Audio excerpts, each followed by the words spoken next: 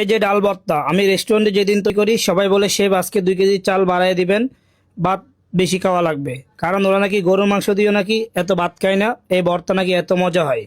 তাহলে রেসিপিটা আপনি দেখে নিন, বাসায় যাওয়া তৈরি করবেন। প্রথমে 2 কেজি ডাল আধা ঘন্টা ভিজিয়ে রাখছিলাম, অল্প একটু পানি দিয়ে হালকা লবণ দিয়ে সুন্দর করে 90% এখানে বয়েল করে নিব। দেখেন এভাবে বয়েল করে আপনি সুন্দর করে সেকে পানিটা সরিয়ে সুন্দর মতো ম্যাশ করে নেবেন এইভাবে। এরপর আমি একটা কড়াইয়ের মধ্যে সয়াবিন তেল নিয়ে নিচ্ছি, তেলের পরিমাণটা একটু বেশি দিবেন ভর্তাতে, তাহলে ভর্তার টেস্টটা ভালো আসবে। এরপর আমি এখানে হাফ কেজির একটু বেশি পেঁয়াজ দিয়ে দিচ্ছি, পেঁয়াজের সাথে অল্প একটু রসুন পাতলা স্লাইস করে দিয়ে দিচ্ছি। এটি সুন্দর করে ভেজে নিব একটু নরম করে। এরপরে স্বাদ মতো কাঁচামরিচ, শুকনো মরিচ আমি পুড়ে সুন্দর করে সিরিপ্লেক্স করে দিয়ে দিচ্ছি। আপনি আপনার স্পাইসি অনুযায়ী এখানে মরিচ ইউজ করতে পারেন। 1 চামচের একটু বেশি হলুদের গুঁড়া, 1 চামচ পরিমাণ মরিচের গুঁড়া দিয়ে দিচ্ছি, পরিমাণ মতো লবণ, যতটুকু লবণ প্রয়োজন হয়।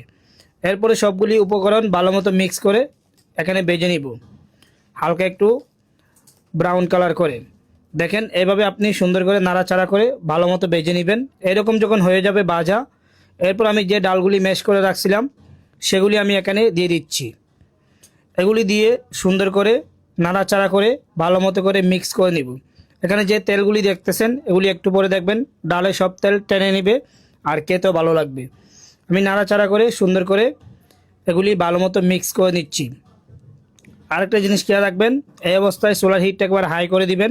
ডালটা যেহেতু আমি বয়েল করছি সেই জন্য এখানে একটু পানি থাকবে, সেই জন্য আপনি চুলার হিটটা হাই করে নাড়াচাড়া করে পানিটা শুকিয়ে নেবেন, পানিটা টানায় নেবেন, তাহলে আপনার ভর্তাটা পাতলা হবে না, একটু গাঢ় গাঢ় ভর্তার মতো হবে, খেতেও ভালো লাগবে।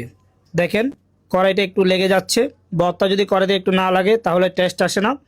এরপর আমি নামানোর আগে দিয়ে দিব এখানে ধনিয়া পাতা কুচি, অল্প একটু পেঁয়াজ বেরেস্তা, এটা বাসায় না থাকলে আপনি স্কিপ করতে পারেন। এরপরে আবার সুন্দর করে মিক্স করে নিব। দেখেন পানিটাও শুকিয়ে গেছে, কত সুন্দর ভর্তা তৈরি হয়ে গেছে, ডাল ভর্তা।